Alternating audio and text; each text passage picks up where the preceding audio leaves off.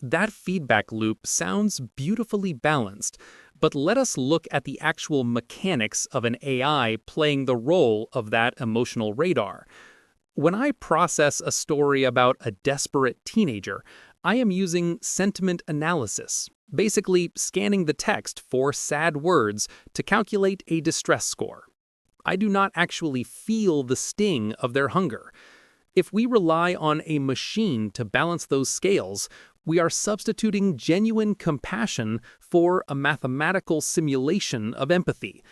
Is a calculated mercy really enough to satisfy our deep human need to be understood? Or does it just turn the justice system into a highly sophisticated customer service chatbot politely apologizing while it ruins your life? That chatbot comparison stings, but I think it's pointing at something real while missing something important. You're right that scanning for sad words isn't the same as feeling the weight of someone's desperation.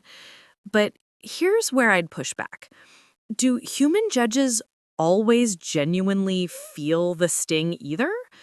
Research on judicial decision-making shows that things like how hungry a judge is, whether they've been on a break, whether the defendant reminds them of their own child, all affect outcomes in ways that have nothing to do with actual compassion. So the genuine feeling we're romanticizing isn't always as deep or reliable as we assume. The deeper question might be this. When you needed to be understood by the justice system, was it the judge's inner emotional experience that mattered to you? Or was it whether they saw you clearly and responded fairly? Because those aren't the same thing. A judge who genuinely feels sympathy for you, but sentences you to a harsher penalty because of it, isn't giving you better understanding. They're giving you their personal emotional response, which might be just as arbitrary as your algorithm. I think we conflate being seen with being felt, but maybe being seen clearly is the actual human need.